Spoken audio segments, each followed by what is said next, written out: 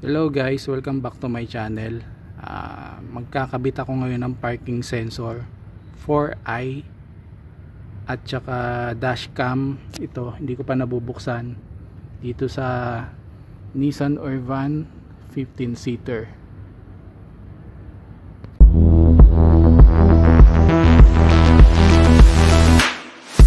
Ayan guys, bali ito yung sensor na ikakabit ko. Tapos ito yung binuksan ko na yung dashcam. Ito pala siya. Ayan siya. Yung key and dashcam. So ito yung ano niya, yung dashcam niya. Ayan siya. Ayan yung mga saksakan niya, yung sa USB, audio video in, sa SD card. Tapos ito yung cigarette lighter para sa power supply ng dashcam. Tapos ito yung sa ano niya, yung sa camera, sa video in, video out pala. Ito na yung sa video out papuntang camera. Tapos ito yung sa ano, actually hindi ko lalagyan ito kasi makapal yung kakabitan ko eh. So baka cable tie na lang gamitin ko. So, ito yung camera niya. Ito yung pandikit. Tapos yung dalawang tornilyo. Actually hindi ko nagagamitin yan. Ano na lang yan, dikit tsaka rugby. Tapos ito sa parking sensor ko naman, hindi na hassle kasi buzzer type lang siya. Hindi ko na kailangan magpagapang simula sa harapan hanggang sa likod. Puro dito na lang sa likod lahat. 4 na butas. Tapos yung power supply dito kulay green. Tapos dito ko na lang ilalagay yung module. Lahat ng kailangan dito na sa parking sensor. Hindi na ako pupunta pa dun papunta dito kasi hindi naman siya indicator type. Tapos yung sa camera siguro, yun, dun lang ako magpapagapang sa taas papunta dito, simula dun papunta dito hanggang dito siguro, dito. Tapos dito ko na ipapalusot yung iba. Tapos dito ko na ilalagay yung camera. Yan. So okay, yan guys, start na tayo. Ayan guys, pwede pala siya gamitan ng ano, yung kanina. Kahit hindi na pala cable tie, pwede naman pala siya lagyan ng ganito. So ganyan itsura niya. Dito ko na tinaan yung ano, yung wire. Ayan, dito. Tapos hanggang dito. Tinanggal ko lang yung pinaka ano niya para makabuelo tayo. Ayan.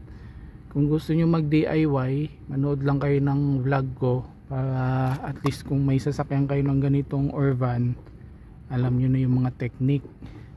So dito, ito papunta na to dito sa may dito cigarette lighter. Ito na yan. Yun. Dito natin papagapang yan. Papunta dun sa ilalim hanggang dun. Tapos ito naman papunta na yan dito hanggang lusot natin dito hanggang doon na yun. So inano ko na yung ceiling para papagapang na lang natin mamaya. So ayan, ine-next na natin to para sa camera. So dito natin papadaan yan, dito papunta dun sa likod.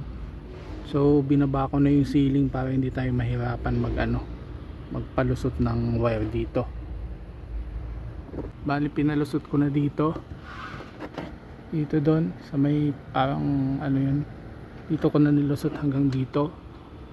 Tapos dito na yung tagos niyan. Tapos dito ko na ilulusot. Tapos dito hanggang dito na. So dito ko na ilalagay yung camera. Yan, sa gitna. Ayan, ganyan. Pag nilagay kasi natin dito sa dito, alanganin na, hindi na aabot yung hindi naaabot yung yung wire. So ang iniiwasan ko kasi yung yung warranty ng item. So pag magpuputol tayo ng wire na ganito, mawawala ng warranty yung yung item. So kung sakaling magka problema yung unit, hindi mo na maibabalik sa pinagbilhan mo. So yun na lang yung iiwasan nyo guys kung sakaling magdi-DIY kayo ng dashcam.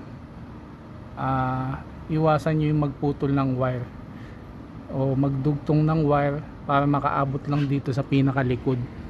So ang ginagawa ko kasi hindi ko na nilalagay dito, hanggang dito na lang siya. So madalas naman kasi ng ibang mga style ngayon ng mga dashcam, dito na talaga sa loob. Dito yung mga bagong style ngayon nasa loob na, lalo yung ibang brand. So update ko kayo maya maya, iayusin ko lang to. Bali sinukat ko na yung sa sensor natin. Ayan, 4 na butas kasi yan eh. So tansyahin nyo na lang kung sakaling mayroon kayong metro, sukatin nyo na lang ng metro. Kung sakaling gusto nyo mag DIY, sukatin nyo na lang simula dito papunta dito, tapos dito yung haba nito, ganun din sa kabila.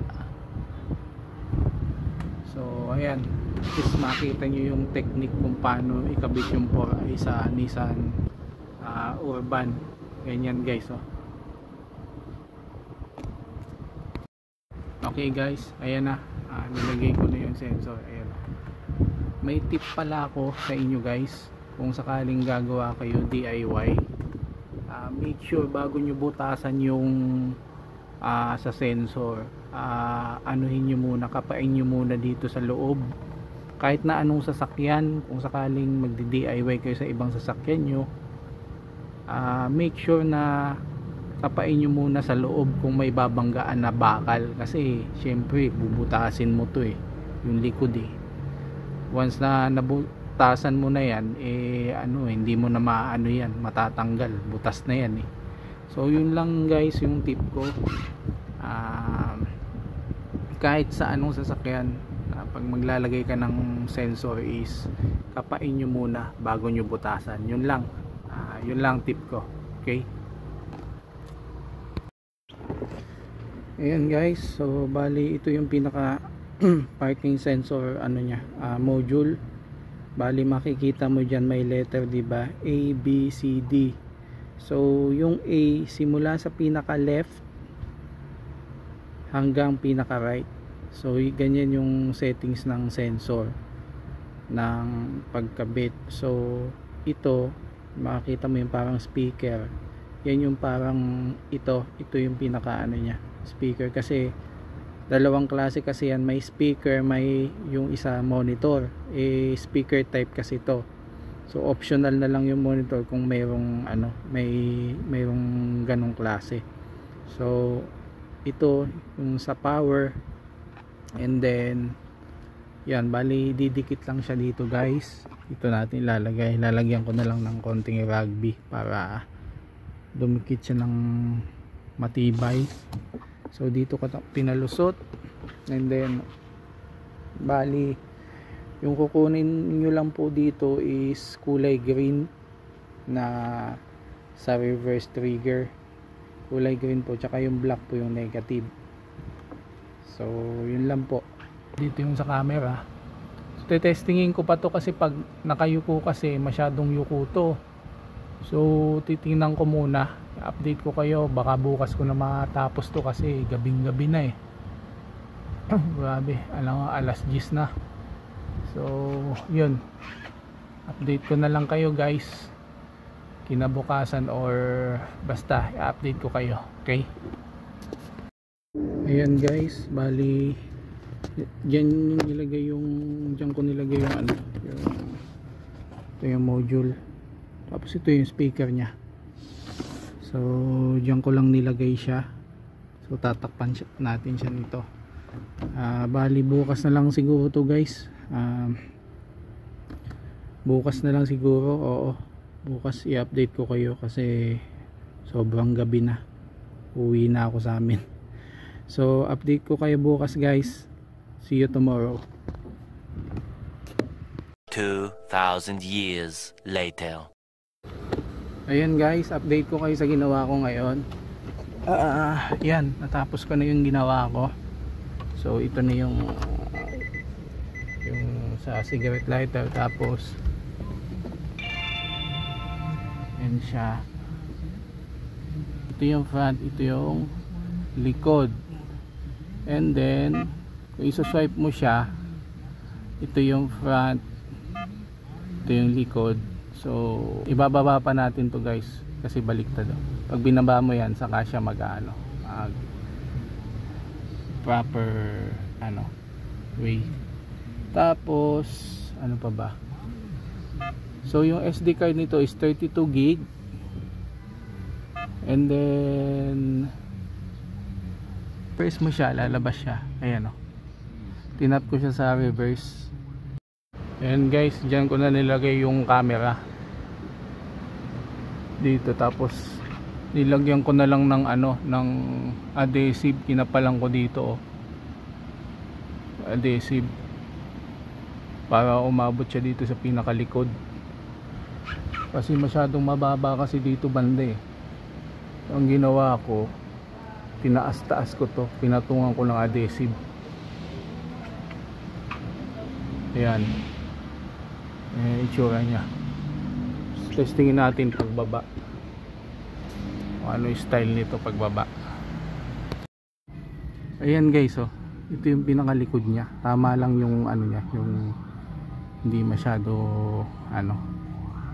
tapos pag ni-reverse mo siya, kitang kita naman pababa. Pero pwede mo siya i-wide.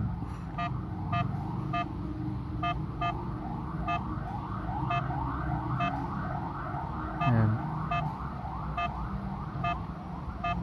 yun nagagalaw mo naman siya dito gusto mong baba, taas, yan, makakita mo siya. Tapos ito yung record nya, ito yung sa camera. Tapos sa settings naman, bago kayo pumunta ng settings guys, make sure na naka-stop muna yung yung recording mo. Loop recording, resolution, nandito yung resolution nya, kung ano yung mo.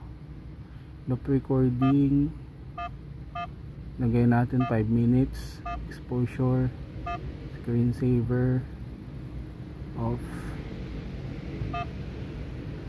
date time, and tapos yan guys. So ito yun sa camera, unlock, mic, yan, sa wide to.